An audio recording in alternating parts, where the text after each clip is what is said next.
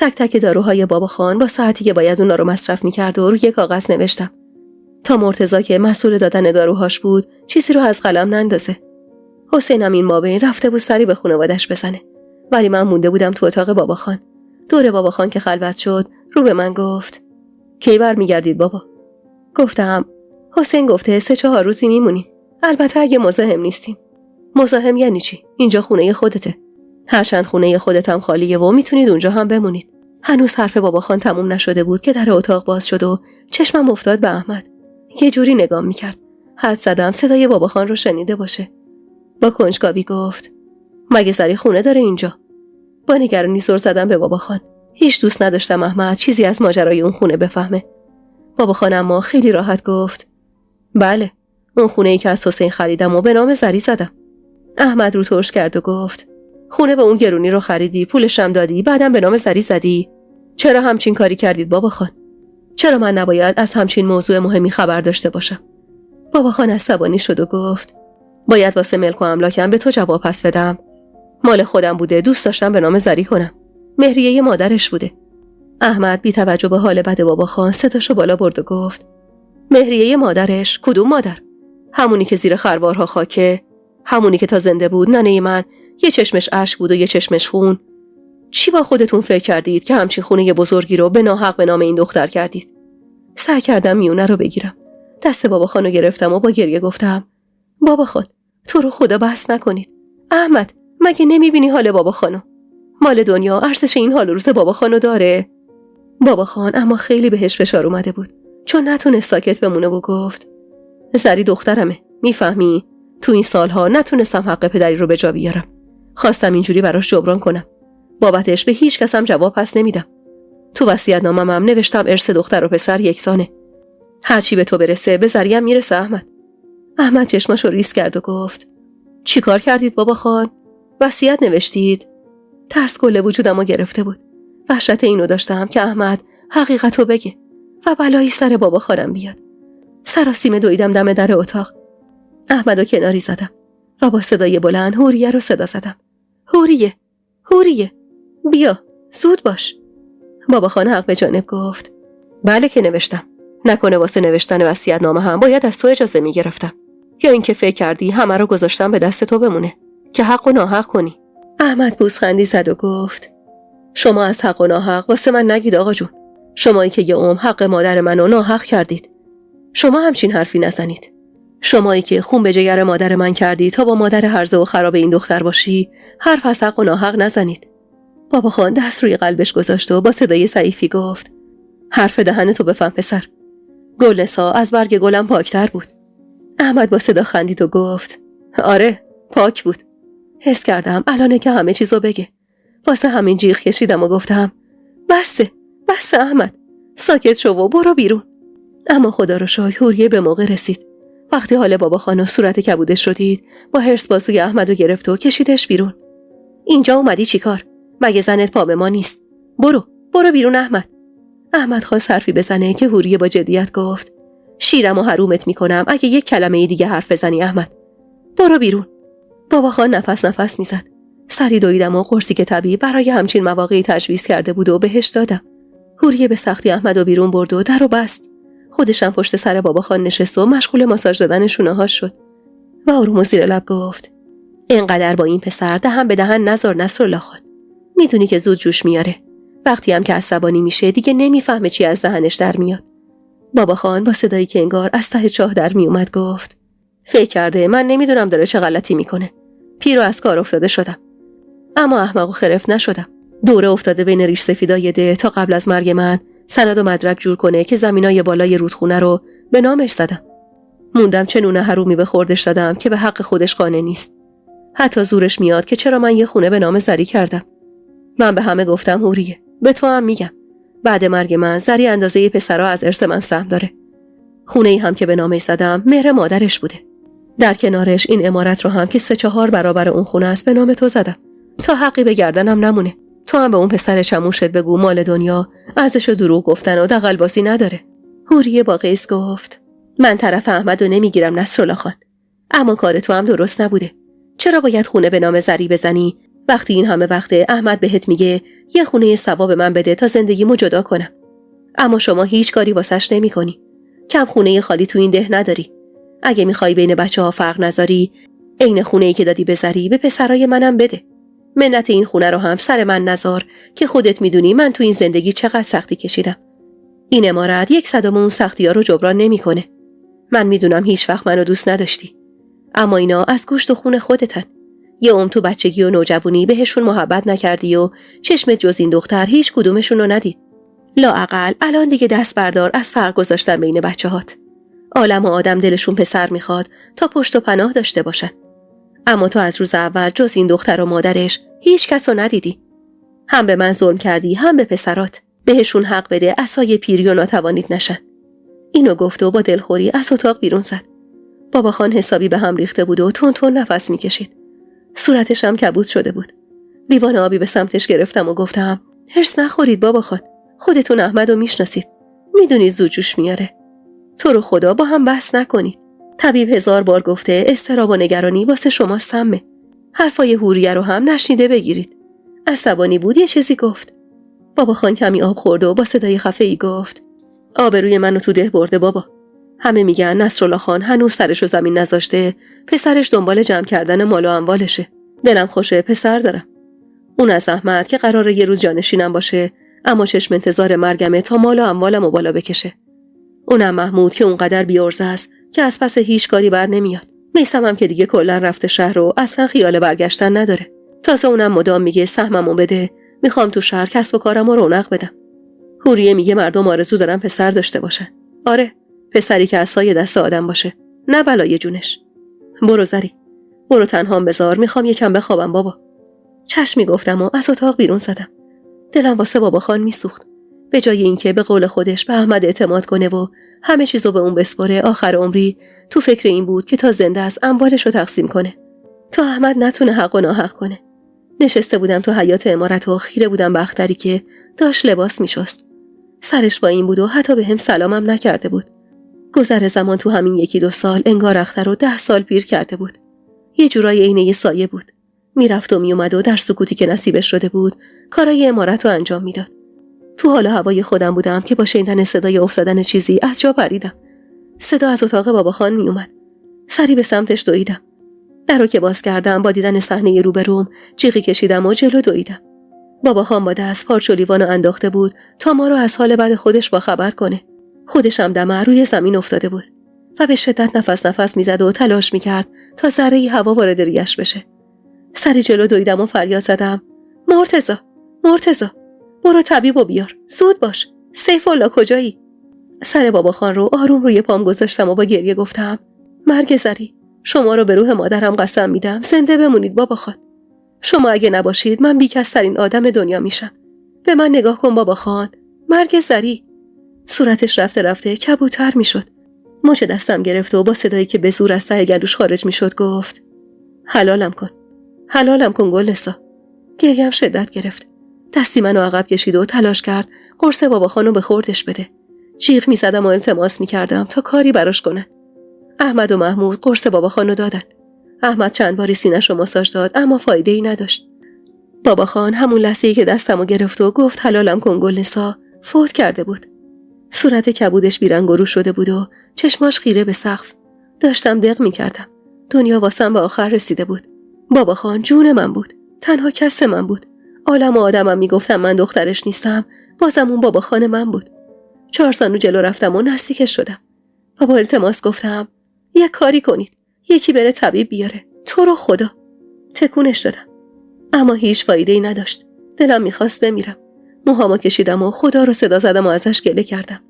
احمد با غمی عمیق دست روی چشم بابا خان گذاشت و چشماشو بست و همزمان صدای گریه حوریه و محمود پیچید تو اتاق کوچیک بابا خان. نمیخواستم باور کنم که بابا خان برای همیشه تنهام گذاشته. نمیخواستم باور کنم رو پای خودم جون داد. و آخرین خواستش حلالیت گرفتن از مادر من بوده. اونقدر گریه کردم و خودمو زدم که جونی تو تنم نمونده بود. سیف الله و مرتضی که جسم بیجون بابا خانو بلند کردن دیگه نتونستم دووم بیارم. ناله‌ای کردم و اسم بابا خانو صدا زدم و بی اختیار چشمام بسته شد و از حال رفتم. قبول مرگ بابا خان شاید برای من از همه سخت‌تر بود، من 1 سال تمام بابا خانو ندیده بودم. قبل از اونم به خاطر ترس از سوریه و طعنه کنایه‌هاش رفت آمدم و خیلی کمتر کرده بودم. از بیماریشم که تا این حد عود کرده بود تا همون چند روز قبل خبر نداشتم و هنوز خودمو برای از دست دادنش آماده نکرده بودم. من مادرمو تو بچگی از دست داده بودم و غم بچگی انگار خیلی زود فراموشم شده بود. اما بابا خان، آخ که جیگرم آتیش گرفته بود از مرگ مظلومانه اون. حاضر بودم نصف عمرمو بدم و یه بار دیگه بتونم بابا خانمو بغل کنم و بوی تنشو به ریه‌هام بفرستم. زندگی بی‌رحم‌تر از چیزی بود که فکرشو می‌کردم. درست تو روزایی که احساس آرامش می‌کردم، عزیزترین آدم زندگیمو ازم گرفت. خبر فوت بابا خان که پخش شد، تو کمتر از چند دقیقه حیاط بزرگ عمارت پر شد از پیر و جوون و زن و مرد. عده‌ای گریه می‌کردن و عده‌ای با غصه به جسم بیجون بابا خان خیره شده بودن. تو اوج اون غم و ناراحتی من فقط بابت یه چیز خوشحال بودم. اونم این که بابا خانم تا لحظه آخر چیزی از حقیقت نفهمید. تا آخرین لحظه خیال می‌کرد من دخترشم. اما مدام گریه می‌کردم و آرزو می‌کردم که ای کاش اون 1 سال و 10 مونده بودم و بیشتر به بابا خانم سر می‌زدم. اما هیچ کسی از سرنوشت خبر نداشت. همه عمه‌ها و عموهام هم اومده بودن. کل فامیل تو خونه ما جمع بودن. از این ور قرار بود بابا خانو ببریم و به خاک بسپریم. از اون ور زن احمد انسیه درد شدت گرفته بود و بچه‌ش داشت به دنیا می اومد. اول خواستن مراسم خاکسپاری رو موکول کنن به بعد تولد بچه. اما اونقدر از این روستا و اون روستا مهمون اومده بود که احمد اصرار کرد زودتر بابا خانو به خاک بسپرن. پیش نمازده هم میگفت درست نیست جنازه رو زمین بمونه. جسم بیجون بابا خان رو از قصال خونه به قبرستون آوردن. حسین و احمد و محمود و میثم و میرزا زیر جنازه‌شو گرفته بودن. احمد عفو کرده بود و محمود بی‌محابا گریه می‌کرد و میثم انگار تو شوک بود. جنازه رو جلوی قبر که تازه کنده شده بود گذاشتن و اجازه دادن واسه آخرین بار بابا خانو ببینم و باهاش خداحافظی کنم. نزدیک شدم. صورت بیروحش لابلای پارچه‌های سفید کفن بیرنگ و روتر شده بود. چشمش انگار سالیان زیادی بود که بسته بود. انگار تازه بعد از مدت‌ها صورت بابا خانو دیده بودم. انگار تا اون روز با دقت نگاش نکرده بودم. تلقین بود یا هر چیز دیگه‌ای، من بی‌شباهت به بابا خانم نبودم. کشیدگی چشماش، خال ریز زیر چشم راستم، چونه گرد و دندونای به قول عمه عین مرواریدم شبیه بابا خان بود. صدایی تو سرم میگفت بی خود به خودت دلداری نده. این شباهت‌ها اونقدر نیست که بخوای فکر کنی نعمت و اختر به دروغ گفتن. دست روی صورت سرد بابا خان گذاشتم و زمزمه کردم. کمرم شکست بابا خان. پشت و پناه هم بودی. بی پشت و پناه شدم. دیدار ما به قیامت. بعدم با گریه عقب رفتم. داشتم دق می‌کردم. عمه سرمو بغل گرفت و جسم بیجون بابا خان رو جلوی چشمای خیس از اشکم به خاک سپردن. بعد از اون با کمک عمه‌هام از جا بلند شدم و به سمت عمارت رفتیم. وارد عمارت که شدیم صدای گریه بچه به گوشم رسید. تو اوج غم لبخندی به لبم نشست و رو به معصومه گفتم بچه احمد به دنیا اومد. بله خانم جان، 1 ساعتی هست به دنیا اومده. ماشاءالله یه پسر به دنیا آوردن با خان خدا بیامرز مو نمیزنه. انسی خانم میگن احمد آقا گفتن اسمشو قراره بذارن نصرالله تا یاد پدرتون زنده باشه. خدا خانو رحمت کنه، نور به قبرش بباره. کار خدا رو ببینید خانم، این بچه اومده تا غم شما رو تسکین بده. با صدای کمجونی تشکر ازش کردم و به سمت اتاق انسیه رفتم. دلم میخواست اون بچه رو ببینم. حس میکردم با دیدنش غصه هام کمتر میشه. با همه وارد اتاقش شدیم. منو که دید سری تکون داد و تسلیت آهسته‌ای گفت. با فاصله ازش نشستم و منتظر موندم تا بچه‌شو شیر بده. معصومه که داشت اتاقو جمع جور میکرد با محبت رو به انسیه گفت میگم خانم جان یه نباتی نقلی چیزی بدید دست زری خانم. انشالله سر سار خدا یک کاکل زری هم نصیب اون کنه. الهی هرچه زودتر دامنت سبز بشه خانم جان. یادم قدیما ننم میگفت زن بی بچه اگه از دست زن زاو یه چیزی بگیره و بخوره سر سال بچهش میشه. لبخند تلخی زدم و سر تکون دادم. اونقدر از دست زن زاو خوراکی خورده بودم که مطمئن بودم این حرفا همه خرافاته. انسیه بچه رو شیر داد و سپردش به خواهرش. دلم قنج میرفت برا بغل کردن اون بچه. اما انگار حال و روزمو فهمید که رو به خواهر انسیه گفت بچه رو بیار اینجا ببینم.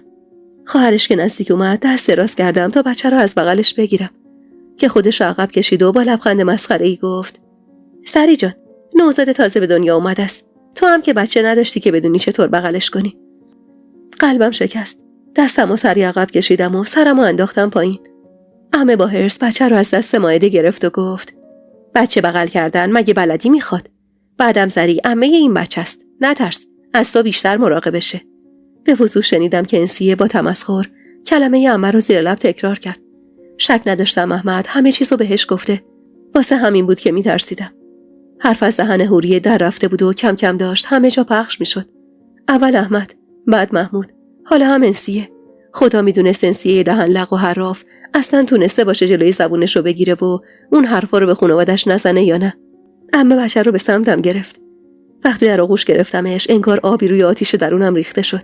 دیدن اون نوزاد سرخ و سفید با موهای تیره و لبای سرخ که مدام باز و بستش میکرد خنده به لبم آورد. آخ که تنها آرزوم داشتن یه بچه بود و معلوم نبود باید تا کی منتظر میموندم. 3 روزی از فوت بابا خانم گذشته بود و عمارت حسابی شلوغ بود. هنوزم مثل روزای اول جای سوزن انداختن نبود. میرزا همون وسط برای مراسم ختم بابا خان سنگ تموم گذاشته بود و کل کارای مراسم و رسیدگی به مهمونا و خرید مواد غذایی به عهده خودش بود. تو اون 3 شب حسین خونه پدریش میخوابید و منم عمارت بابا خان. میدونستم حسین باید زودتر برگرده سر کارش، اما دلم میخواست حداقل تا 7 بابا خان اونجا بمونم. اما به خاطر طعنه هایی که حوریه میزد و نگاه بدی که احمد و محمود بهم داشتن دلم میخواست با حسین برگردم شهر. واسه همینم اون شب عمه ناهید گفتم عمه جون من فردا با حسین راهی شهر میشم. آخه باید بره به مغازه سر بزنه. نمیشه بیشتر از این دور بمونه. دوباره واسه 7 برمیگردم. عمه اخ میکرد و گفت کجا بری زری؟ تازه 3 روز آقات فوت شده. اون وقت تو میخوای بری؟ خب بگو شوهرت بره و یه سر به مغازه و خونتون بزنه بعد برگرده. اما تو بمون. اگه بری مردم نمیگن هنوز کفن پدرش خوش نشده، دخترش گذاشت رفته زندگیش. مگه نمیبینی عمه جان؟ هنوزم مردم دارن میان واسه سرسلامتی و تسلیت. تو صاحب عزایی کجا میخوای بری؟ عمه که اینا رو گفت بحثی نکردم و گفتم بذارم فردا با خود حسین مشورت کنم. فردای روز 3 بود و عمارت کمتر از قبل شلوغ بود. اما هنوزم عمه ها و عموها و بچه ها و نوه هاشون مرتب میرفتن و میومدن. تا 7 که واسه نهار و شام همه میومدن عمارت. نزدیکای ظهر بود. سمیه و سیاوش و بچه هاشون اومده بودن عمارت. توی اون چند روز اول میون اون همه شلوغی من فقط سمیه رو دیده بودم و بچه هاش. اما سیاوش رو نه. یعنی بعد از عقدشون هیچ وقت دیگه سیاوش رو ندیده بودم. بعد از نهار من تو حیاط داشتم به معصومه کمک میکردم تا ظرفای شسته شده اینها رو به مطبخ ببره. اونقدر اون روزا کار زیاد بود که هر وقت فرصت میکردم حتما بهش کمک میدادم. اخترم که همش توی مطبخ مشغول کار بود و سعی میکرد زیاد بین جمعیت نیاد. 1-2 خدمتکار دیگه هم داشتیم که اونا هم درگیر زن احمد بودن و 1000 جور کار دیگه که توی عمارت باید انجام میدادن. واسه همینم من داشتم به معصومه کمک میکردم که یهو دیدم سمیه از نشیمن بیرون اومد و به سمت دیگه ی حیاط رفت. تازه اونجا بود که فهمیدم سیاوش گوشه ی حیاط ایستاده و همونطور که سیگار میکشه خیره به من نگاه میکنه. از نگاهش هیچ خوشم نیومد. خیلی معذب شدم و خواستم ظرفا رو ببرم تو مطبخ که از ایوون بالا صدای حسین به گوشم رسید. سری بذار زمین ظرفا رو، سنگینه.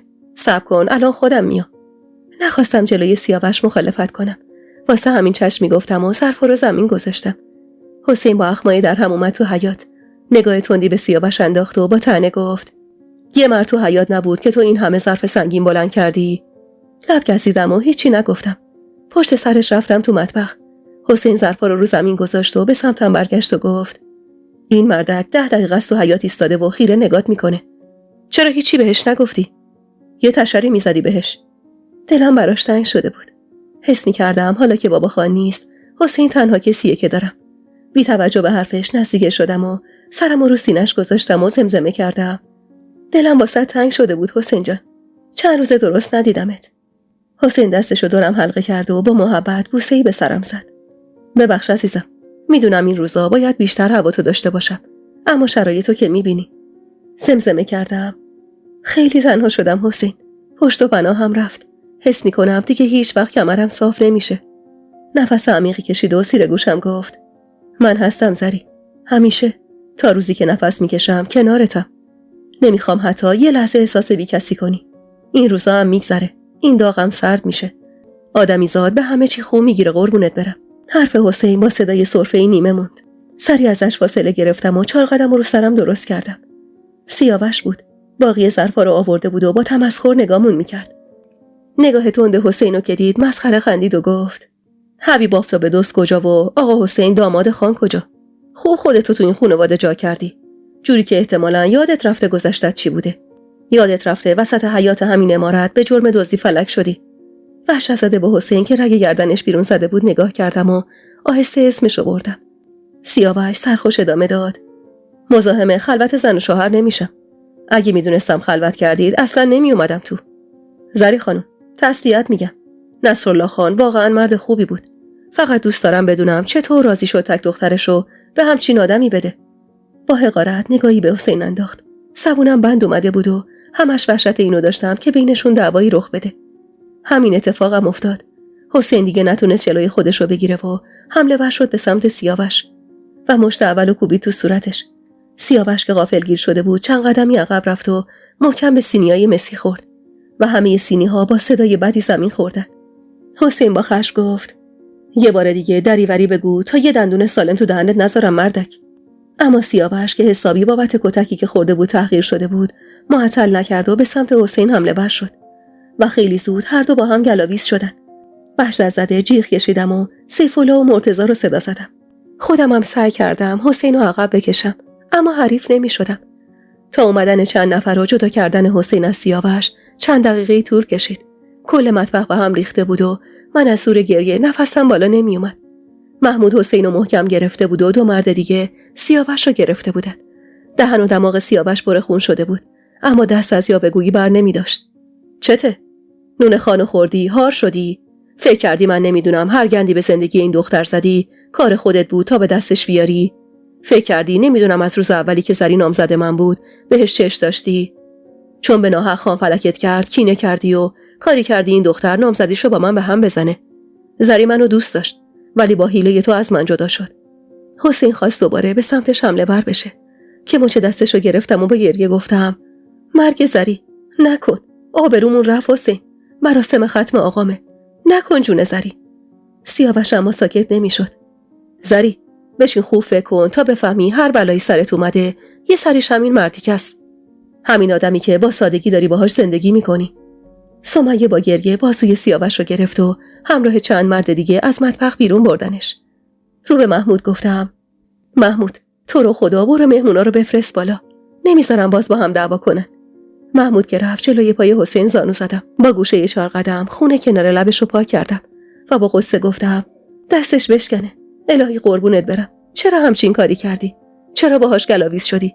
اصلا حرفای این آدم چه ارزشی داشت؟ خیره شد تو چشمم و گفت: حرفاشو باور کردی؟ سری گفتم: من همه حقیقت رو میدونم حسین، باید خیلی ساده و احمق باشم که مزخرفات اونو باور کنم. پاشو بریم یه آبی به دست و صورتت بزن، تو رو مرگ من قول بده دیگه کاریش نداشته باشی. داماد عمه بزرگمه، اینجا هم مراسم بابا خانمه، تو رو خدا نذار بی‌آبرویی بشه. حسین سری تکون داد و با شی'i گفت. بوسه‌ای به سرش زدم و برای اینکه خیالش رو راحت کنم گفتم: خودت خوب میدونی من چقدر دوستت دارم، پس اهمیتی به این مزخرفات نده. من هیچ وقت به تو شک نداشتم و نخواهم داشت، پس دلتو با این حرفا چرک نکن. و همراهش رفتم تو حیاط و از معصومه خواستم با کمک اختر مطبخو مرتب کنن. خودمم کنار حسین نشستم تا دست و صورتشو بشوره. بعدم از ترس اینکه دوباره با سیاوش گلاویز بشن ازش خواستم بره خونه پدرشو یکم استراحت کنه. حسین اما با لجبازی گفت: تا این مردک اینجاست نمیخوام اینجا باشی. میخواستم خودم یه سر برم شهر و تو رو اینجا بذارم، بعد واسه هفتم بیام دنبالت، اما اینطور صلاح نمیبینم. همینجا میمونم تا هفتم.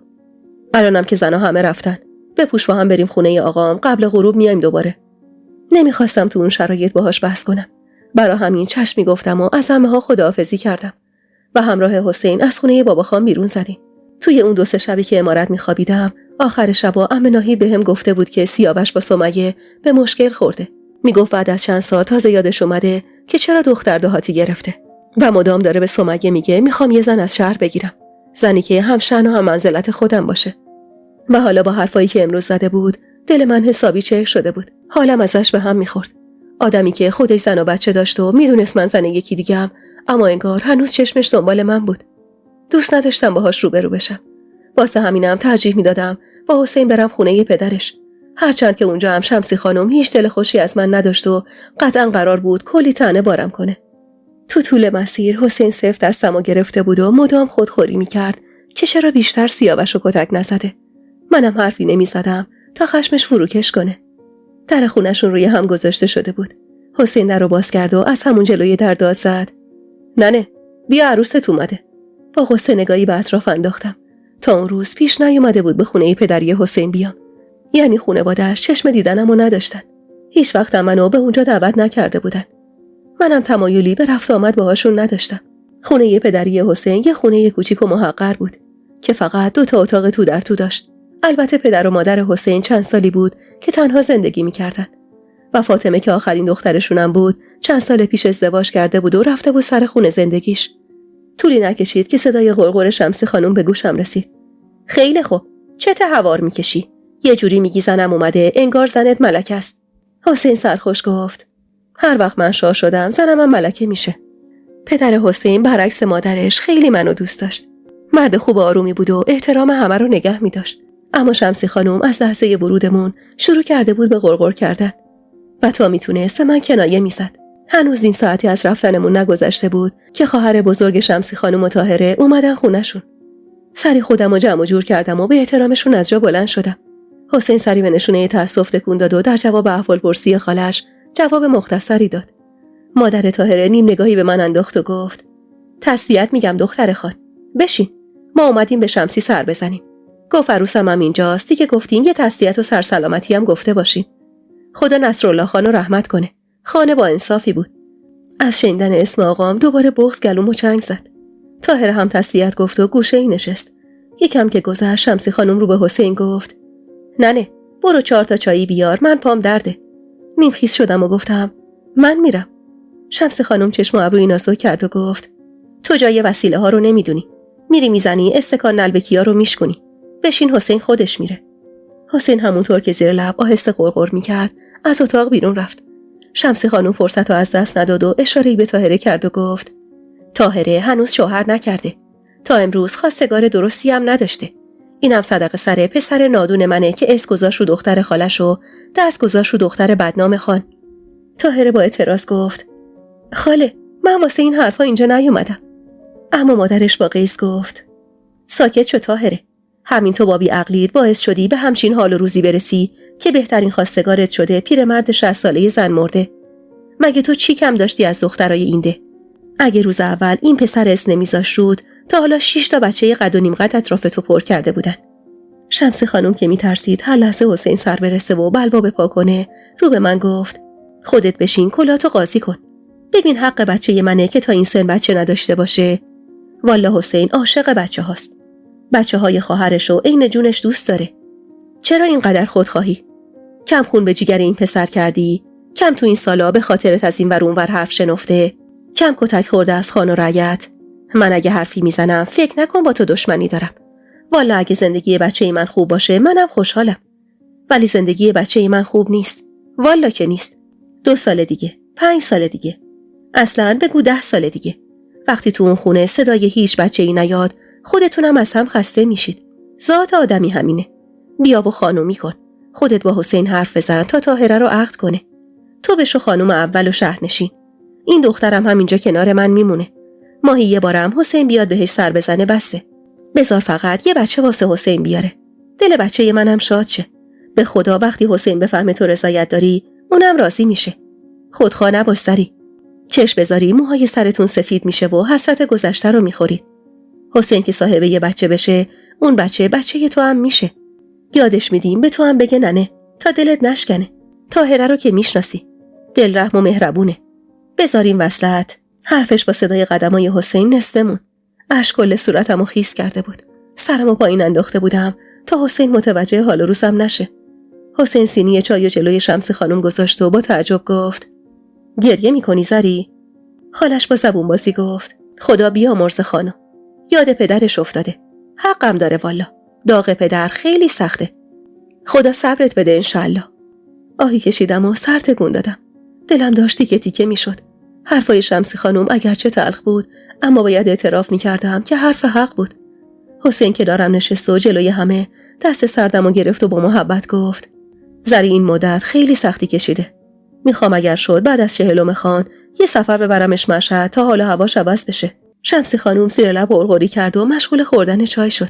دلم نمیخواست دیگه اونجا بمونم. حس می‌کردم نگاه‌های سنگین طاهره روی حسینه. اونا هم نیم ساعتی نشستن و بعد رفتن. بعد از رفتنشون شمسی خانم با 1000 تا ترفند حسینو فرستاد به یه خرید واسه شام. میگفت عروسم اومده، لااقل یه شام درست درمون بذارم جلوش. اما من خیلی خوب میدونستم میخواد حسینو بفرسته تا مغز منو شستشو بده. همینطورم شد. انگار شمسی خانم فهمیده بود با تلخی و تندی نمیتونه کاری از پیش ببره، که اخلاقش بهتر شده بود و با ملایمت حرف میزد.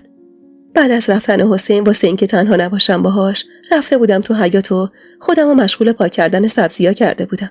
همین که داشتم سبزی‌های پاک شده رو میشستم، شمسی خانم از مطبخ اومد بیرون. اومد کنارم نشست و گفت: به حرفایی که زدم فکر کردی دختر؟ دروغ چرا؟ کل اون چند ساعت داشتم به حرفای شمسی خانم فکر می‌کردم. سیاه دیده بودم زنایی که با دست خودشون برای شوهرشون زن گرفته بودن. همه به خاطر بچه دار نشدن یا پسردار نشدن بود. خیلیاشون بعد از گرفتن زن دوم به نعمت دلشون رسیده بودن و خیلی‌ها فهمیده بودن که عیب از خودشونه و قید بچه رو برای همیشه زده بودن. منم تو اون سالا راههای زیادی رفته بودم. طبیبی نبود که نرفته باشم. دعا نویسی نبود که ازش دعا نگرفته باشم. داروی گیاهی نبود که نخورده باشم. اما تلاشمون برای بچه دار شدن بی ثمر مونده بود. هر ما نزدیک دورم که میشد 1000 جور نذر و نیاز میکردم که خدا یه بچه بهم بده تا زندگیم رنگ و بوی دیگه‌ای بگیره. اما انگار خدا صدای منو نمیشنید. شمسی خانم با زبون بازی گفت: منم عین تو زنم. میدونم سخت‌ترین چیز واسه یه زن شریک شدن شوهرش با یه زن دیگه است. اما چاره چیه؟ تو اگه حسینو واقعا دوست داری، باید بذاری لااقل اون به آرزوش برسه. اگه تو بهش بگی نه نمیگه. با پشت دست اشک چشممو پاک کردم و با صدای خفه‌ای گفتم: خودتون بهش بگید. من هیچ وقت نمیام با دست خودم زندگیمو خراب کنم. شمسی خانم لیوان آبی دستم داد و گفت: من چند ساله دارم بهش میگم. حرف گوشش نمیره. منم آرزو به دل موندم نوه پسریمو ببینم. گناه ما چیه که تو عیب و ایراد داری و نمیتونی آبستن شی؟ والا هر زن دیگه ای بود تا حالا واسه شوهرش زن گرفته بود. اصلا هر چی تو بگی. رو کاغذ میاریم که طاهره بچه‌شو بده تو بزرگ کنی. از خداشم باشه. زیر دست طاهره که بزرگ بشن میشن رعیت زاده. اما زیر دست تو که بزرگ بشن میشن خانزاده. درستم تربیت میشن. طاهره هم بی زبونه. بدبخته. یه گوشه همین خونه زندگیشو میکنه. اینو از من بشنو که از بچگی این دختر رو بزرگ کردم. طاهره ذاتاً بی زبونه. هر چی بگی میگه چشم. همین الانم هر بار بهش گفتیم تو خودتو بنداز جلو تا به چشم حسین بیای، گفته نه. سری گناه داره. شرط کرده تا تو از ته دل راضی نشدی ما حرف این وسط رو پیش نکشیم. همونطور که به سبزی‌ها خیره شده بودم به این فکر می‌کردم که هیچ راهی نیست و من باید تن بدم به ازدواج کردن شوهرم که شمسی خانم سکوتو شکست و گفت: امروز طاهره هست. فردا روز شوهر کنه و بره. دیگه همچین زنی پیدا نمیشه که اینقدر بهت عزت و احترام بذاره ها. از من گفتم بود. خودت خوب میدونی اول و آخر حسین واسه بچه دار شدن زن میگیره. همین الانم منتظر یه اشاره از طرف توئه. تو امروز راضی شی فردا طاهره رو عقد میکنه. کدوم هوایی راضی میشه شوهرش بره شهر پیش زن اولش و خودش کنار مادر شوهر بمونه؟ طاهره به شرط داشتن یه سایه سر به اینم رضایت داده. از خر شیطون پیاده شو سری. من هر چی میگم به صلاح هر دو نفرتونه. حالا خوب بشین فکراتو بکن. قبل از مراسم هفتمم خبرشو بهم بده. اینو گفت و بدون اینکه منتظر جواب من بمونه راهی مطبخ شد. آروم و قرار نداشتم. چطور دلشون میومد منی که تازه داغدار شده بودم و اینجوری بسوزونن. فکر زن گرفتن حسین داشته این خوره تمام وجودمو میخورد. اونقدر فکر و خیال کرده بودم که سرم داشت منفجر میشد. چشمام شده بود 2 کاسه خون. حسین که اومد و حال خرابمو دید پاپیچم شد. منم چشمای قرمز شدم و رب دادم به گریه کردنم واسه باباخان. اما خدا میدونست غم نبود باباخان رنگ باخته بود و تموم فکر و ذکرم حسین بود. اون شب رو تو خونه پدری حسین خوابیدیم. قرار بود از فردا صبحش مرتب بریم امارت و سر بزنیم و تا روز هفتم بمونیم. برگردیم شهر. این وسط شمسی خانم از هر فرصتی استفاده میکرد و تا منو تنها گیر می آورد در مورد ازدواج حسین و خوبیای طاهره میگفت دیگه همچین هوایی گیرت نمیاد. تو از طاهره سرتری و حسین محال دست از تو بکشه و با طاهره زندگی کنه. میگفت طاهره که بچه دار شد اصلا خودتون بزرگش کنید. اونقدر گفت تا بالاخره خام شدم. اما اون لحظه حرفی نزدم. با خودم گفتم یه بار دیگه شانسمو امتحان میکنم و میرم پیش طبیب. شاید فرجی شد و تو آخرین لحظات خدا دستمو گرفت و زندگیمو نجات داد. بعد از اون ماجرایی که بین حسین و سیاوش اتفاق افتاده بود، حسین دیگه اصلا راضی نمیشد من تنهایی تو عمارت بمونم. با اینکه عمارت شلوغ بود و همه عمه‌ها و عموهام مرتب اونجا بودن. اما هر سری که قرار بود برم با هم میرفتیم و عین یه مهمون صبح بعد از صبحونه میرفتیم و چند ساعتی میموندیم و بعد از نهارم میرفتیم خونه پدریش و عصرم به همین شکل و بعد از شام برای خواب برمیگشتیم خونه پدرش. این وسط شمسی خانم حسابی بهم محبت میکرد و کلا رفتارش عوض شده بود و حسینم فکر میکرد مادرش اصلاح شده و دیگه حساسیتی به خرج نمیداد و گاهی ما رو هم با هم تنها میذاشت. شمسی خانم انگار فهمیده بود من با حرفاش نرم شدم که مدام حرفای تکراری گذشته رو پیش میکشید و سعی میکرد دلمو به دست بیاره تا به قول خودش با دل بچهش راه بیام و نذارم حسین آرزو به دل بمونه. تصمیم گرفتن در مورد همچین موضوعی شاید سخت‌ترین کار دنیا بود. این که بخوای شوهرتو با یکی دیگه تقسیم کنی از جون دادنم سخت‌تر بود. مخصوصا منی که از لحاظ احساسی به شدت به حسین وابسته بودم و دلم نمیومد حتی یه لقمه غذا بدون اون بخورم یا یه شب بدون اون بخوابم. اما زندگی قرار نبود همیشه مطابق میل من باشه. انگار سختی‌ها و امتحانات زندگی من تمومی نداشت و آرامش انگار به من حروم بود. هفتم بابا خانم که تموم شد بارو بندیل رو جمع کردیم و برگشتیم شهر و قرار بود بعد از اون برای 40 برگردیم. داشتم میرفتم شهر تا برای آخرین بار برم پیش طبیب. با خودم گفتم 1 ماه تا 40 بابا خان مونده. اگه رفتم پیش طبیب و تو این 1 ماه حامله شدم که هیچ. اگه نشدم حسین رو راضی میکنم طاهره رو عقد کنه. با فکر کردم به اینکه حسین طاهره رو عقد کنه ضربان قلبم بالا میرفت و تمام تنم یخ میکرد. اما به نظرم عشق همین بود. من حق نداشتم خودخواه باشم و حسین رو از نعمت داشتن بچه محروم کنم. اونم سالای زیادی به پای من مونده بود. با تمام عیب و نقصای من کنار اومده بود. آبروی منو خریده بود و نذاشته بود کسی کوچکترین توهینی به من کنه. همیشه مراقبم بود تا کسی حرفی بهم نزنه و دلمو نشکنه. از دوست و رفیق و خانواده بریده بود تا کنار من باشه. من تمام اینا رو به خاطر می آوردم و تلاش می کردم خودم رو راضی کنم تا حسین بتونه بچه‌ای از پوست و خون خودش داشته باشه. با خودم می گفتم تو همین باقی زنازری. این همه زن هستن که به خاطر بچه دار نشدن با هوو سر می کنن. تازه تو خیلی خوششانس بودی که تو تموم این سالا شوهرت عاشقانه دوستت داشته و نذاشت زخمی به صورتت بشینه. هرچند اینا همه به زبون بود و قلبم از تصورشم آتیش می گرفت. به محض اینکه رسیدیم به شهر، ثریا و مهین اومدن بهم سر بزنن. اما تا لباس سیاه تنمو دیدن فهمیدم بابا خان فوت شده. با محبت و قلم گرفتن و تسلیت گفتن. اما من اونقدر تو اون مدت به فکر مشکلات خودم بودم که انگار مرگ بابا خانو فراموش کرده بودم. حس می کردم دختر بی معرفتی بودم که حتی تو این 1 هفته درست حسابی براش عزاداری نکرده بودم.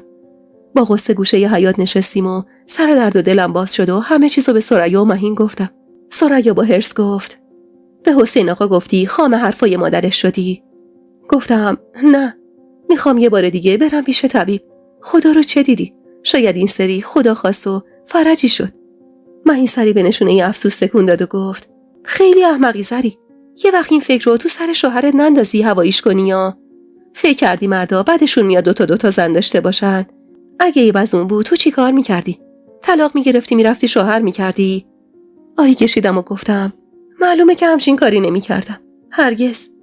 ثریا با اشاره خاک بر سری گفت و ادامه حرف مهینو زد. خب احمق، واسه چی میخوای خودتو بدبخت کنی؟ این همه زن و مرد بدون بچه کنار هم زندگی میکنن. اون وقت تو میخوای با دست خودتو بدبخت کنی؟ اصلا برو از شیرخوارگاه یه بچه بیار اینجا. تو که دور از اونایی و اونا دوران حاملگی تو نمیبینن. میتونی بگی بچه خودمه. هیچ کس هم نمیفهمه. با غصه گفتم به حرف آسونه ثریا. باورت میشه حتی یه بار من این پیشنهادو به حسین دادم اما زیر بار نرفته.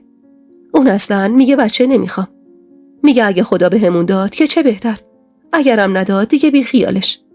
بعدش هم دختر خالش دختر بدی نیست. حرفم که تموم شد ثریا گفت ما هر چی بگیم تو باز حرف خودتو میزنی زری. به خدا این حرفو به شوهرت بزنی زندگی تو باختی. این مردی که ما دیدیم تا حالا یه بارم اسم بچه رو نیورده. حتی به بچه‌های ما نگاه هم نمی‌کنه تا تو ناراحت نشی. اما تو اونقدر ساده‌ای داری این فکر رو میندازی تو سرش. داری با دست خودت زندگی تو نابود می‌کنی. از ما گفتن از تو نشنیدن. این قضیه شوخی بردار نیست داری. هوو اسمش هم سنگینه. چه برسه به هوایی که بتونه بچه واسه شوهرت بیاره.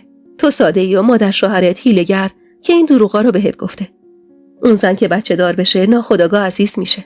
بعدش هم واسه تصاحب جای تو زمین و زمانو به هم میدوزه. چشم به هم بزنی میبینی تک و تنها شدی و حسین با اون زن و بچهش سرگرم زندگی جدیدشه. حرفای ثریا و مهین حسابی فکرمو درگیر کرده بود. اونقدر ساکت و غرق فکر بودم که حسین هم متوجه حال روزم شده بود و گفت: سری، حواست کجاست؟ سری گفتم: هیچی، همینجاست. حسین که کل حواسش به من بود دستی به کمرم کشید و گفت: خوبی زری؟ تو فکری؟ بدون اینکه نگاش کنم گفتم: میخوام یه بار دیگه برم طبیب. برا بچه. خیر باشه. چیزی شده؟ باز ننم حرفی زده؟ بغض کرده کمی از سفره فاصله گرفتم. اگه حسین به زن دیگه ای دست میزد من دق میکردم. حسین که دید ناراحتم غذاشو زود تموم کرد و اومد کنارم نشست. دست دورشونم انداخت و محکم بغلم کرد و زیر گوشم گفت: زیاد به حرفای ننم اهمیت نده. مهم من و توییم که عاشق هم دیگه ایم. اگه خدا خواست و صاحب بچه شدیم که چه بهتر. نشدم لابد قسمت نبوده. آخ که محبت حسین چیزی نبود که بتونم با کسی تقسیمش کنم. دلم شکسته بود. از خدا قهرم گرفته بود. چرا صدای قلبمو نمیشنید و یه بچه تو دامنم نمیذاشت؟ با صدای خفه‌ای گفتم: یعنی تو بچه دوست نداری؟ خندید و گفت: من بیشتر از بچه تو رو دوست دارم. و بوسه عمیق به گردنم زد و با شیطنت گفت: و البته طرز تهیه بچه. با همین دو جمله گریه‌مو تبدیل به خنده کرد. خوب بلد بود حالمو خوب کنه. اون روز از ته دل آرزو کردم که خدا یه بچه بهم بده تا اون بچه بتونه آرامشو به وجودم و زندگیم برگردونه. فردای اون روز به محض اینکه حسین رفت سر کار آماده شدم تا یه بار دیگه شانسمو امتحان کنم. شنیده بودم تازه یه طبیب زنان به شهر اومده بود و کارش خیلی خوب بود و من تا اون روز پیش اون نرفته بودم. یعنی تنها طبیبی بود که پیشش نرفته بودم، اونم چون تازه اومده بود به شهرمون. با اصرار از منشیش نوبت گرفتم و گوشه‌ای نشستم. تو حال هوای خودم بودم که زن جوونی تقریبا هم سن و سال خودم کنارم نشست. آبستن بود و نفس نفس میزد. وقتی دید من مضطرب و آشفته حالم با لهجه قشنگی گفت: چته خواهر؟ چرا پریشون حالی؟ اونقدر دل شکسته و ناراحت بودم که بی اختیار اشک ریختم و زمزمه کردم: چند سال ازدواج کردم و بچم نمیشه. هر طبیبی رفتم میگه مشکل از منه. این آخرین باریه که اومدم پیش طبیب. این بار بچم نشه میرم واسه شوهرم سن میگیرم. زن جوون لبخند تلخی زد و گفت: انشالله خدا به دلت نگاه کنه و سر سال یه بچه بغلت باشه. مشکلت چیه؟ سرمو زیر انداختم و گفتم: یکی میگه افتادگی رحم داری، یکی میگه عفونت شدید داری، یکی میگه رحم سرده و بچت نمیشه. اونقدر تو این سالا دارو و قرص و جوشونده های گیاهی خوردم که خسته شدم. اگه این طبیبم آب پاکی رو بریزه رو دستم دیگه تلاشی نمی‌کنم. هنوز حرفم تموم نشده بود که زن جوون در کیفش رو باز کرد. کاغذی برداشت و از منشیم یه قلم گرفت. و چیزی روی کاغذ نوشت و گرفت سمتم و با محبت گفت: من اهل این روستام. اینم آدرس خونه آقامه. 3 سالی هست شوهر کردم و اومدم شهر. ننه من قابل است. هر چی زن نازا اومده پیشش با داروی گیاهی درمان شده و بچه دار شده. کارش ردخور نداره. تو هم با شوهرت یه سر برو پیشش. ضرر نمی‌کنی. با بیمیلی کاغذو گرفتم و گفتم: اگه مادرتون قابل است شما اینجا چی کار میکنی؟ خندید و گفت: مادرم از ده بیرون نمیاد. اونقدر سرش شلوغه که شاید واسه بعد زایمانم نتونه بیاد. شوهرم هم خیلی وسواسه. اصرار داشت حتما باید زیر نظر طبیب باشم. حالا رفتنش که ضرری نداره دختر جون. این همه راه رفتی اینم برو. خدا رو چه دیدی؟ شاید درمون درده دست ننه من بود. نمیدونم چرا با حرفش انگار یه حالی شدم. انگار نور امید تو دلم تابید. اینو به فال نیک گرفتم و گفتم با حسین صحبت کنم، شاید قبول کرد رفتیم. لبخند نصف و نیمه‌ای زدم و ازش تشکر کردم. زن با شنیدن اسمش که منشی صدا کرده بود از جا بلند شد و همونطور که سر و وضعش رو مرتب میکرد گفت: اگه رفتی بگو من از طرف آمنه میام. بفهم از طرف منی هوا تو بیشتر داره. زیر لب تشکر کردم و کاغذ رو تو کیفم چپوندم. چند دقیقه بعد نوبتم شد و رفتم داخل.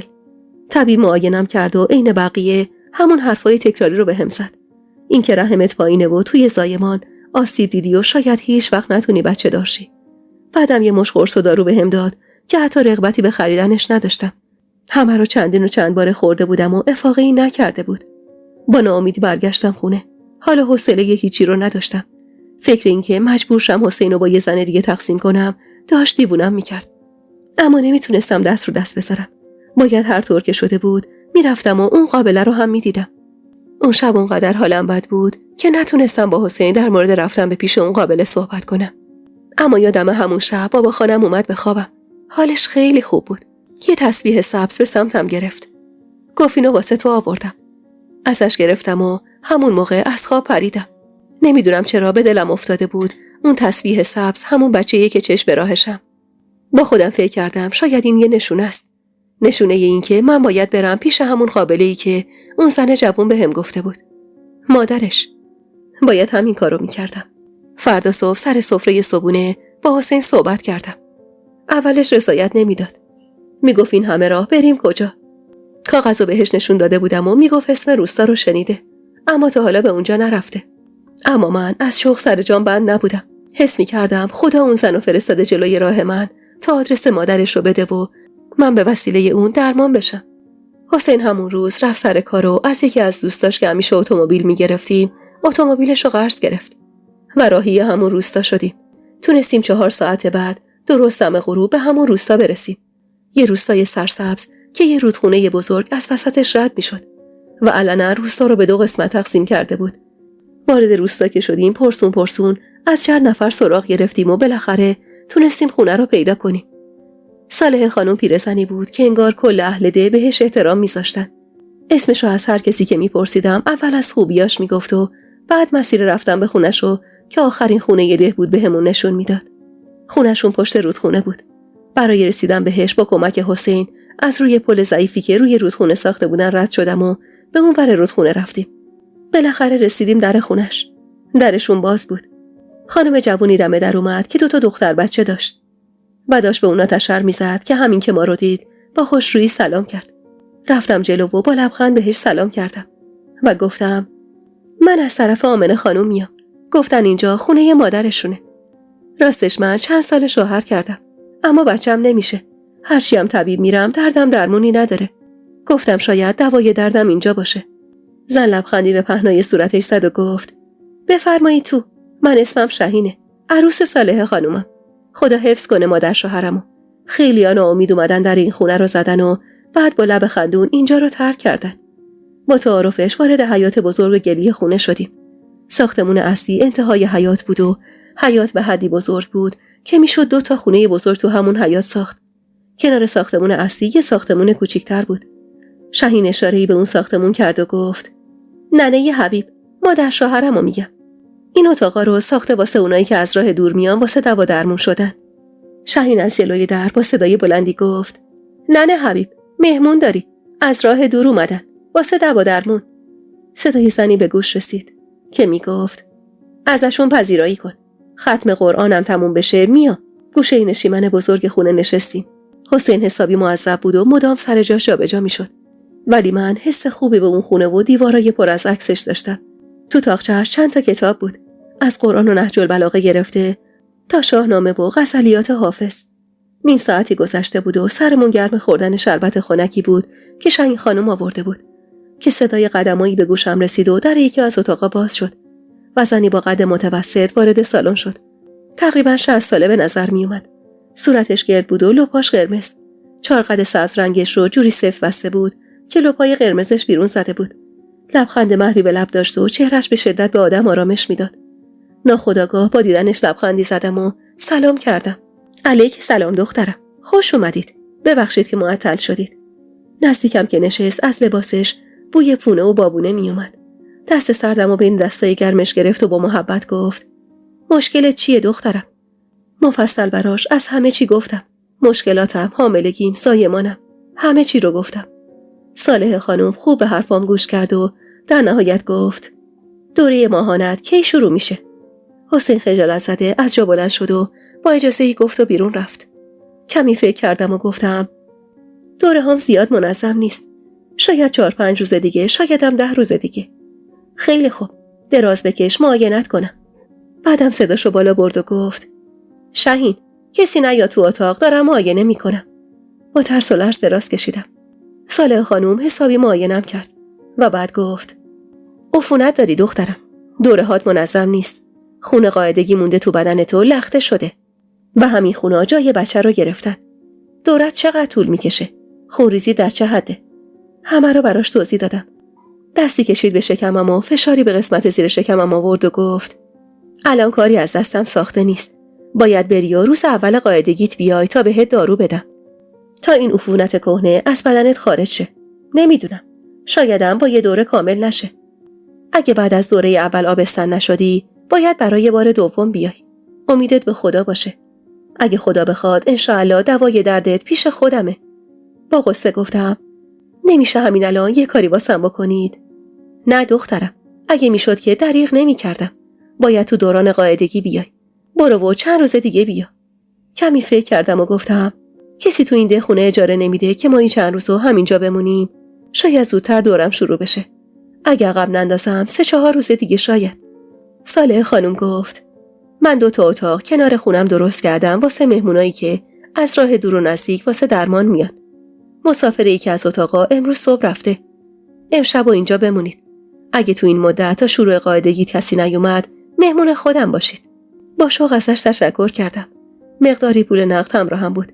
از سر و وضع زندگیشون مشخص بود وضعیت مالی خوبی ندارن. دست کردم تا مقداری پول بهش بدم. که اخماش در هم شد و گفت نیازی نیست. هنوز کاری نکردم. کاریم بکنم اجرمو خودم مشخص میکنم. اونقدر جدی این حرفو زد که دیگه جای بحثی نذاشت و مجبوری پولو برگردوندم تو کیفم. با راهنمایی صالح خانم به سمت اتاقی که کنار خونش بود رفتیم. حسین به شدت معصب بود، اما عروس صالح خانم اونقدر با خوشرویی برخورد میکرد که آدم ناخودآگاه اونجا رو خونه خودش میدونست. بعدم حسین از شهین خانم در مورد هزینه اجاره اتاق پرسید که گفت کارتون که تموم شد ننه حبیب خودش بهتون میگه چطور باهاش حساب کنید. براتون شام میارم. بعدم استراحت کنید. وقتی که رفت حسین با شک و تردید گفت یه وقت کاسه زیر نیم کاسه‌شون نباشه زری. خیلی وقت ندیده بودم کسی ندیده و نشناخته اینطور به کسی محبت کنه. گفتم چه کاسه‌ای؟ ندیدی کل مردم ده تعریفشو میکردن. من که به دلم افتاده دوای دردم همینجاست. حسین زیر لب گفت امان از دست تو زری. تو این چند سال ما رو به کجا که نبردی. بابا من اگه بچه نخوام کی رو باید ببینم؟ بی توجه به حرفا و غرغراش مشغول عوض کردن لباسم شدم و دیگه چیزی نگفتم. حدوداً 3-4 روزی از اومدنمون گذشته بود که صبح با دل درد شدیدی از خواب بیدار شدم. از شوق این که حتما دورم شروع شده سری پارچه‌ای برداشتم و رفتم سمت مسترا. رد خون رو روی لباسم که دیدم بی توجه به ساعت و زمان با عجله به سمت اتاق صالح خانم رفتم. اما تا خواستم در بزنم تازه یادم افتاد که هنوز اول صبحه و صالح خانم که عادت داشت 2 ساعتی بعد از نماز صبح میخوابید قطعاً خوابه. خواستم راه رفته رو برگردم که صدای صالح خانم به گوشم رسید. بیا تو دختر. صدای قدماتو شنیدم. هیجان زده در رو باز کردم. تو رخت خواب نشسته بود و مشخص بود صدای من بیدارش کرده. شرمنده گفتم ببخشید دلم طاقت نیورد. بعد موقع اومدم. توی اون چند روزی که اونجا بودیم حسین هر روز صبح با آقا حبیب که هم سن و سال خودش بود و شوهر شهین بود بیرون میرفت و سر زمین کار میکرد. میگفت نمیخوام بیشتر از این سربارش باشیم. منم تو کارای خونه حسابی بهشون کمک میکردم. صالح خانوم با لبخند گفت بیا دخترم. منم دیشب بیخوابی زده بود به سرم. یاد قدیما افتاده بودم. یاد پدر حبیب. خدا رحمتش کنه. هرچی بلدم از مادر بزرگ حبیب یاد گرفته بودم. نور به قبرش بباره. دیشب خوابشو دیدم. به فال نیک گرفتمش. نشستم کنارشو با شوق گفتم دورم شروع شده. خب خدا رو شکر. اگه زودتر از اینا شروع نمیشد شوهرت هرچی مواد غذایی تو ده بود و میخرید و میآورد انبار میکرد اینجا. بشین اینجا من برم شهین رو صدا بزنم بیاد کمکم. شرمنده گفتم تو رو خدا این حرفا رو نزنید. ما در برابر لطفی که شما تو این چند روز به ما داشتید هیچ کاری نکردیم. شوهرم هم اگه کاری کرده در برابر محبت شما هیچه. آخه توی اون چند روز حسین مدام میرفت و میومد و هرچی میتونست میخرید و میآورد تو خونه میذاشت. میگفت نمیخوام زیر دینشون باشم و سربارشون باشم. صالح خانم رفت دنبال شهین و حدودا ربع ساعت بعد هر دو با هم برگشتن اونجا. یه سری وسایل آورده بودن تو اتاق. شهین یه پارچه ضخیم روی زمین انداخت و یه زیرانداز روی اون پارچه انداخت و ازم خواست روی زیرانداز دراز بکشم. بعدم لباسمو بالا زد و یه روغن مخصوص سیاه رنگ به شکمم کشید.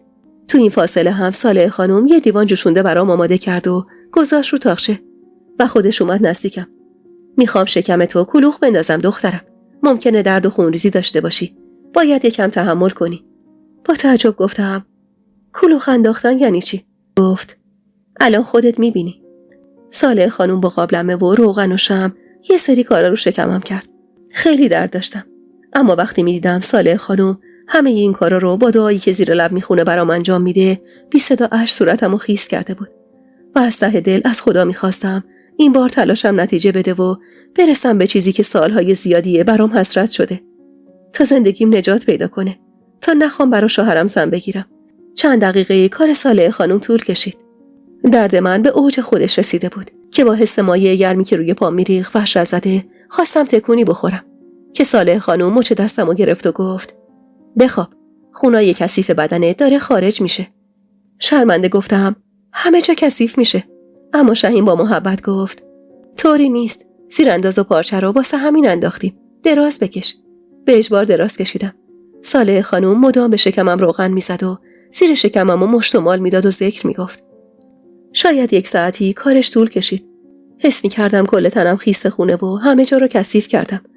بعد از 1 ساعت صالح خانم رو به شهین گفت کمکش کن بره خودشو بشوره. یه لیوان شربتم بهش بده بخوره، یه وقعش نکنه. با بیمیلی شربتو برداشتم و خوردم. و بعد با کمک شهین از جا بلند شدم. از شدت ضعف چشمام سیاهی میرفت. شهین زیر بازومو گرفت و گفت میریم حیاط پشتی، خودتو بشور. اصلا نگران نباش. طوری نیست، ما عادت داریم به دیدن این جور چیزا. لبخند بیچونی زدم و ازش تشکر کردم. وقتی رفتم حیاط پشتی و تو مسترا تنها شدم، لباسمو در آوردم. از اون حجم وحشتناک خون و لخته‌های سیاه سرم گیج رفت. به سختی دستمو به دیوار گرفتم و تلاش کردم بایستم. شهین خانم از پشت در صدام زد. خوبی زری جان؟ برات لباس تمیز بیارم؟ آفتابه پر از آب گرمه. بدنتو بشور. منم زود میام. آهسته زمزمه کردم. خوبم. برو. بالاخره خودمو تمیز کردم و برگشتم سمت اتاق. و طبق توصیه‌های صالح خانم باید میرفتم تو اتاقم و یه روز کامل استراحت میکردم. صالح خانم میگفت باید تو این 1-2 روز حسابی استراحت کنم و شکمم رو با روغن برام مشت و مال بدن و قرص و جوشونده گیاهی بخورم تا رحمم پاک بشه. بعدم با اطمینان بهم گفت دوره بعدیت ماهیانت عقب میفته و میفهمی آبستنی. اگرم نشد قصه نخور. میگفت اگه این دوره نشدی حتما دوره بعد حامله میشی. اما تا اون 3 روز تموم شه حسین دل تو دلش نبود. مدام میگفت چرا رنگ و روت اینجوری شده؟ چرا اینقدر خون از دست دادی؟ نکنه واسط اتفاق بدی بیفته. نکنه کار دست داده باشن. اما من برعکس حسین نور و امید تو دلم روشن شده بود و یه حسی بهم میگفت خوشبختی بهم داره نزدیک میشه. و همش به اون خوابی فکر میکردم که آقا جون توش اومده بود و بهم یه تسبیح سبز داده بود. بالاخره اون 3 روز تموم شد و من پاک شدم. توی اون چند روزم به توصیه صالح خانم و شهین مرتب من و حسین جوشونده هایی که بهمون میدادن و میخوردیم و هر کاری که گفته بودن و مو به مو انجام داده بودیم. دیگه وقت برگشتن به خونه بود. وسایل اندکی که همراهمون بود و جمع جور کردیم و عازم رفتن شدیم. من و حسین هرچی پول داشتیم و رو هم گذاشتیم. مقداری رو واسه هزینه رفتنمون کنار گذاشتیم و باقی رو برداشتیم تا بدیم دست صالح خانم یا شهین. دل کندن از اون روستا و اون خونه که آدماش سرشار از محبت بودن خیلی سخت بود. اما دیگه بیشتر موندنمون اونجا هم اصلا ممکن نبود. یعنی نیازی نبود که اونجا باشیم. موقع خداحافظی که شد شهین یه ظرف پر از عسل و کره آورد تا با خودمون ببریم. اول نخواستم قبول کنم، اما وقتی دیدم از دستم ناراحت شده قبول کردم و خواستم پولو بهش بدم که سری دستشو عقب کشید و اخم کرد و گفت این چه کاریه زری؟ با حیرت گفتم یعنی چه کاریه؟ این همه تو این مدت به شما زحمت دادیم، نمیشه که همینجوری. صالح خانم با محبت دستمو گرفت و گفت روز اول بهت گفتم اجر کارمو خودم مشخص میکنم. انشاءالله آبستن که شدی موعد زایمانت که رسید برام دعا کن. دعای زن زاوگیراست. دعا کن از گم شده‌ای که دارم خبری بهم برسه. 8 سال قبل پسر جوونم واسه آوردن داروی گیاهی رفت سمت کوه. 8 سال چشم انتظارشم. 8 ساله هر کسی در این خونه رو میزنه با خودم میگم حتما محمد منه. 6 ماه تمام روز و شب تو کوه و دشت دنبالش گشتم. دنبال رد و اثری از جوون گم شدم. حتی شده یه تیکه لباس تا دلم آروم بگیره. اما هیچ خبری از بچم نیست. تو این 8 سال دروغ نیست اگه بگم بالای 200 نفر اومدن تو این خونه و به حاجتشون رسیدن. اما من، خدا هنوز حاجت منو نداده دخترم. مهر تو از روز اول به دلم افتاده بود. دلت پاکه، چشمات اینو میگه. دعا کن خدا به قلبم آرامش بده و رد و نشونی از بچم برام بفرسته. اش صورتمو خیس کرده بود. هرگز فکر نمی کردم صالح خانوم همچین غصه‌ای به دل داشته باشه. زنی به این مهربونی اصلا حقش این نبود. اما کجای دنیا روی عدالت بود که این باشه؟ با محبت بغلش کردم و تو بغلش گریم شدت گرفت. زیر گوشش زمزمه کردم انشاءالله خیلی زود پسرتون صحیح و سالم برگرده. دستی به کمرم زد و گفت بعد 8 سال دیگه امیدی به صحیح و سالم بودنش ندارم. فقط بدونم چی به سرش اومده، همین کافیه. از همشون خداحافظی کردم. به خودم قول دادم هر زمان شرایطشو داشتم بهشون سر بزنم. آدرس خونه آمنه خانوم که دختر صالح خانوم بود رو هم گرفتم تا بهش سر بزنم و مقداری سوغاتی که مادرش داده بود و بهش برسونم. حالم خوب بود. سالهای زیادی بود با درد شکمم خو گرفته بودم و نبود اون درد حسابی حالمو بهتر کرده بود. انگار از نو زاییده شده بودم. حس سبکی داشتم. با خودم گفتم حتی اگه آبستنم نشم، اومدنم به این روستا و آشنا شدنم با این آدما و خلاصی از درد کهنه تنم ارزش داشت. بالاخره راهی شهر خودمون شدیم و نزدیک ساعت 10 صبح بود که رسیدیم. به محض رسیدنمون به خونه حسین منو پیاده کرد و خودشم رفت تا اتومبیل دوستش رو بهش پس بده و بره یه سر به مغازه بزنه. هنوز پامو تو خونه نذاشته بودم و نیم ساعتی نگذشته بود که سر و کله ثریا و مهین پیدا شد. اومده بودم به هم سر بزنن و منم همه چیزو واسهشون تعریف کردم. اونا هم به هم دلداری دادن که این سری حتما نتیجه میگیرم. فقط نباید وا بدم و نباید واسه شوهرم زن بگیرم. تا 40 بابا خانم حدوداً 22 روزی مونده بود و من تو اون مدت تمام توصیه‌های صالح خانم رو مو به مو اجرا کردم. یادم یه روز قبل از 40 بابا خان راهی روستا شدیم. خیلی نگران بودم چون هنوز چند روزی تا موعد عادت ماهیانم مونده بود و من نمیدونستم قراره چی بشه. مراسم 40 بابا خان به خوبی برگزار شد. این سری خبری از اومدن سیاوش از شهر نبود که باعث حساسیت حسین بشه و بخواد منو راه و بیراه به خونه آقاش ببره. منم خیلی خوشحال بودم از این موضوع چون میترسیدم با شمسی خانم روبرو بشم و دوباره بشینه زیر پام و منو مجبور کنه تا رضایت بدم به این کار. یادم روز جمعه بود، فردای 40 بابا خانم و تقریبا جز خودمون که اهل عمارت بودیم و عمه ناهید کسی دیگه ای تو عمارت نبود. حسینم رفته بود خونه آقاش. از که شد عمه اختر رو صدا زد و گفت برو شروع کن حلوا پختن تا واسه خانداداشم خیرات بدیم. نمیدونم چی شد که یهو به عمه گفتم عمه جون من اصلا بلد نیستم حلوا بپزم. اگه رفتم شهر و دلم خواست واسه آقام حلوا خیرات کنم باید چی کار کنم؟ عمه نگاه مهربونی بهم انداخت و گفت الهی قربونت برم که رفتی شهر و غریب شدی. پاشو عمه جون، پاشو بریم کنار اختر، خودم حلوا رو میپزم و یادت میدم چی کار کنی تا بتونی اونجا واسه خانداداش خدا بیامرزم حلوا خیرات کنی. با همه راهی مطبخ شدیم. اختر مشغول شده بود و داشت کارای اولیه رو انجام میداد. منم چون اصلا تا حالا تجربه‌ای نداشتم دلم میخواست از اول تا آخرش بالا سرشون باشم تا حسابی یاد بگیرم حلوا پختنو. اختر آرد و بوداد و عمه بالای سرش نظارت میکرد تا رسیدیم به مرحله‌ای که باید گلابو میریختن تو حلوا. اما همین که عمه در گلابو باز کرد یه دفعه انگار بوی گلاب چند برابر شد. نفس عمیقی کشیدم و گفتم چه گلابش بوی خوبی میده عمه، یه ذره میدید به من؟ عمه با تعجب گفت گلابو بهت بدم. بی اختیار دست دراز کردم و ظرف گلابو از دستش گرفتم و عمیق بوییدم. عمه ابروی بالا انداخت و نگاهی بهم کرد و گفت زری خبریه؟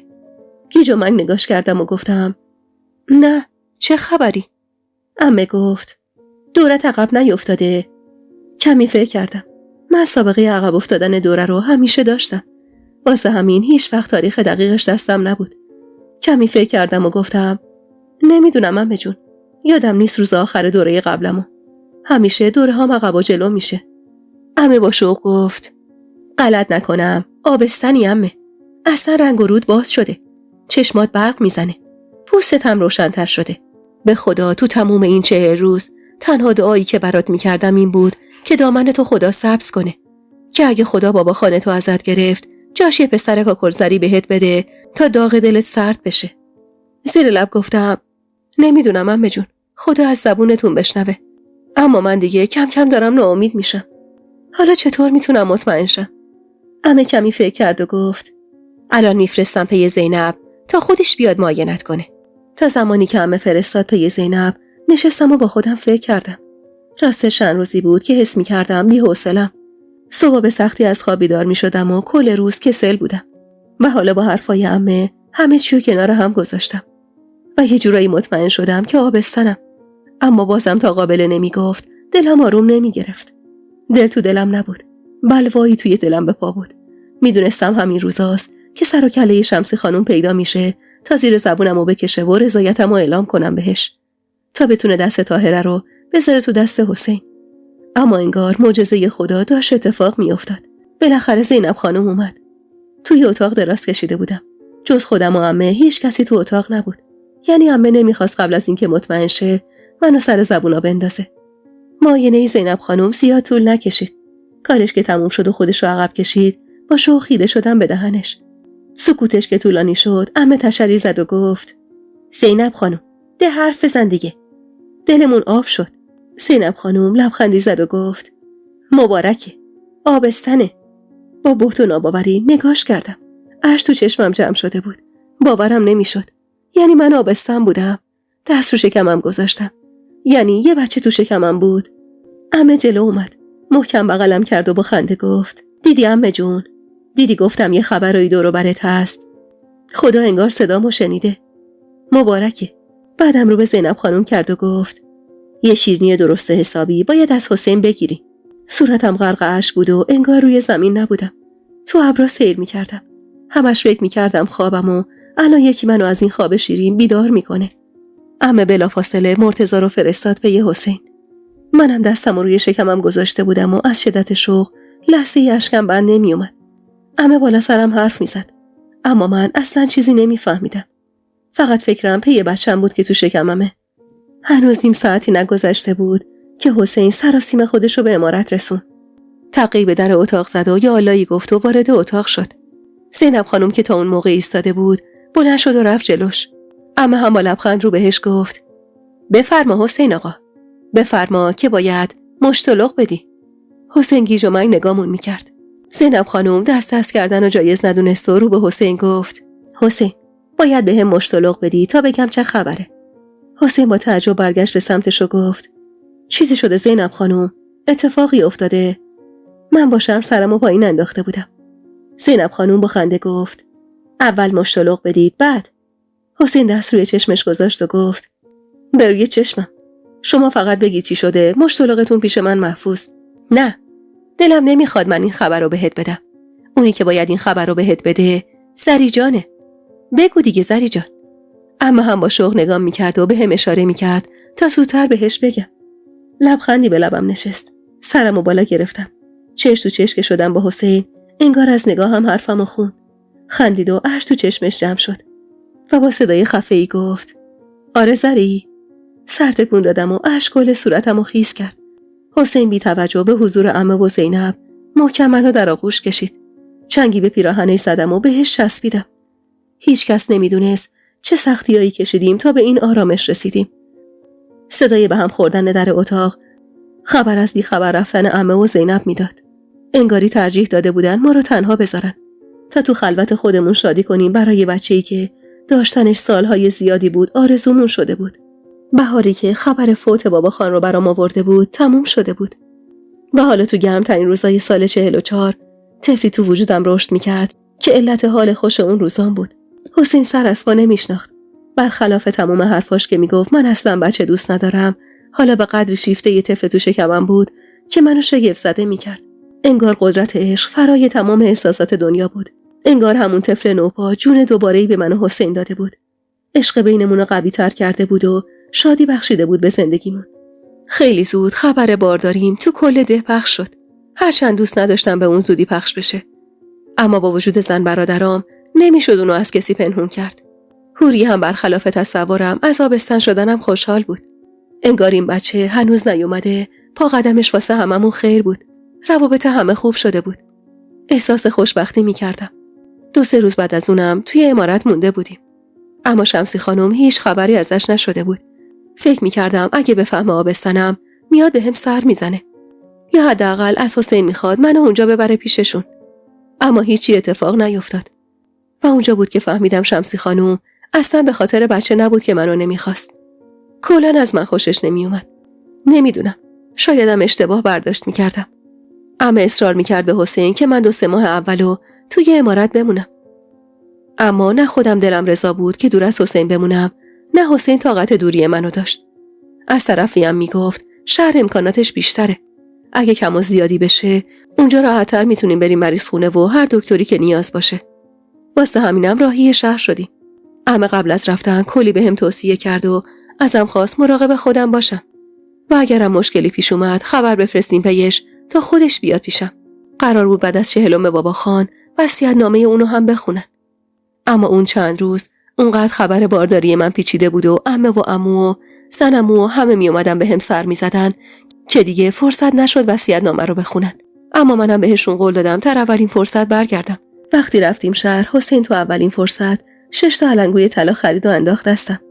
میگفت نذر کردم پای پیاده برم حرم حضرت معصومه، اما دلم نمیاد تو رو تک و تنها رها کنم و برم. ادای نظرم باشه واسه بعد از وضع حمله تو. از خوشی رو پاهام بند نبودم. خنده از لبمون دور نمیشد.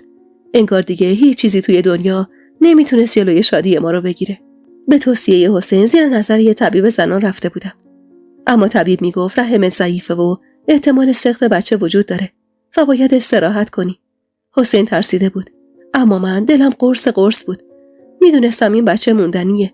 میدونستم اومده تا تلخیای زندگیمو از بین ببره. به توصیه طبیب 3 ماه اولو استراحت کردم.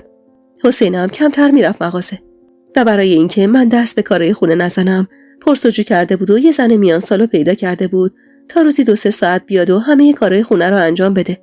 هم غذا درست کنه و هم حواسش به خورد و خوراک من باشه. صنوبر خانم تقریباً 60 ساله بود، اما زبر و زرنگ و کاری بود. از لحظه‌ای که می اومد، چون میدونست من رو تمیزی حیاط و خونه حساسم، اول همه جا رو برق مینداخت. بعد میرفت سراغ درست کردن غذا. وسط کاراش همه حواسش به من بود و مقوی ترین غذاها و میان وعده ها رو برام آماده میکرد و به زور به خوردم میداد.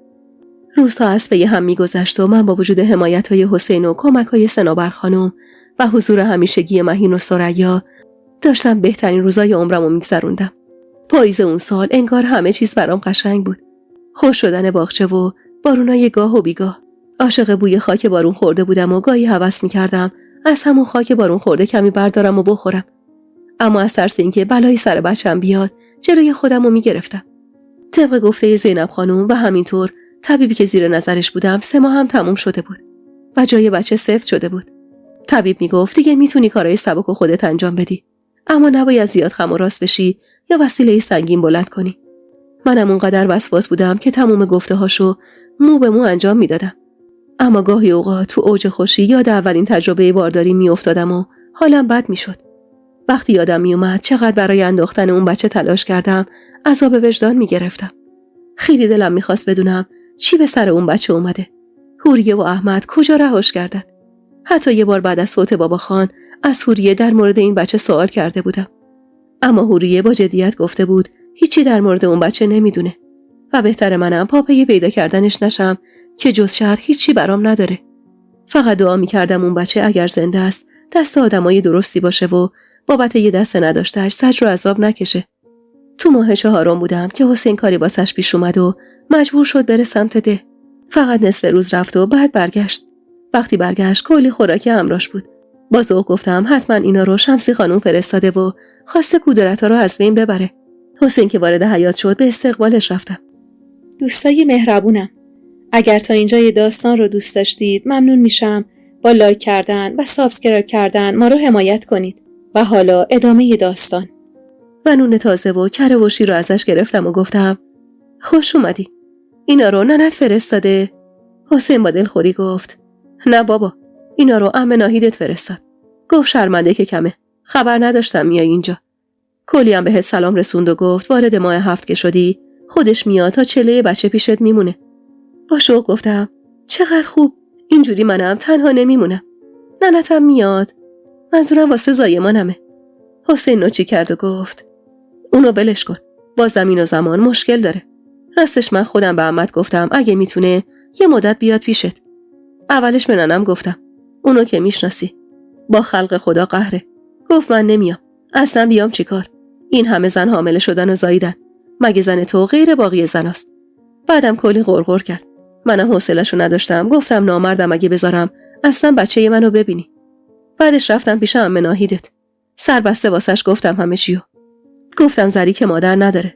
ننه منم بعد اونقه و میاد فقط خون به جیگرش میکنه. اگه میشه شما بیایید هم یه مدت پیش زری باشید و کمک کنید وسایل بچه رو حاضر کنه، هم واسه زایمان شکم بمونید. اونم گفت حتما میام. ازش تشکر کردم و همونطور که از اونای خوشمزه عمه میخوردم گفتم از احمد و محمود چه خبر؟ ندیدنت؟ حسین سری تکون داد و گفت چرا؟ احمد و قبل اینکه برم خونه عمت دیدم. اینجور که از آقام شنیدم زمینای خان باباتو داره دود میکنه. یکی یکی زمینا رو داره میفروشه و خرج دود و دمش میکنه. منو که دید شاکی شد چرا زری نمیاد تا انحصار وراثت کنیم. منم گفتم زری حامل است. دکتر گفته نباید سوار اتومبیل بشه. بعضی هم که کرد خودم میارمش واسه امضا زدن. خیالش رو راحت کردم که یه پاپاسی از اون اموالو نمیخوایم. وگرنه همین فردا میومد اینجا واسه گرفتن امضا. با تعجب گفتم یعنی چی همه رو دود میکنه؟ مگه احمد؟ حسین سری تکون داد و گفت خیلی وقت درگیر اعتیاده. تریاک میکشه. قبل اینکه من برم تو این راه میکشید. یادت که نرفته. چند باری واسش مواد آورده بودم. راستش خواستم باهاش حرف بزنم و منعش کنم از این کار. اما من خوب میدونم وقتی یکی اینقدر آلوده میشه خلاصی ازش اراده قوی میخواد که احمد نداره. یه بزرگتر میخواد که اونم نداره. یکی دوبارم شوهر عمه ناهیدت انگار باپیچه شده و نصیحتش کرده. گفته تو زن و بچه داری. فردا روز این مواد کوفتی زندگی تو نابود میکنه. اما خب حرف گوشش نمیره. انتظار داره مردم همون احترام و عزتی که واسه خان بابات میذاشتن و واسه اونم بذارن. اما خودت خوب میدونی احمد هرگز نمیتونه جای بابا خانه تو واسه مردم ده بگیره. همین الانم سر سهم آب کلی مردم رو اذیت میکنه. همش هم زیر سر مادرشه. خلاصه که مردم از این خانه جدید دل خوشی ندارن. آهی کشیدم و زیر لب فاتحه‌ای برای بابا خانم فرستادم. روزای بارداریم به بهترین شکل ممکن میگذشت. کافی بود چیزی از ذهنم در بیاد تا حسین سری برام فراهم کنه. اونقدر احساس خوشبختی میکردم که گاهی ترس از دست دادن خوشبختیمو داشتم.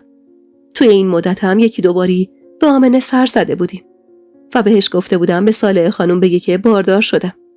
شکمم که بزرگ شد حسین دیگه سر از پا نمیشناخت.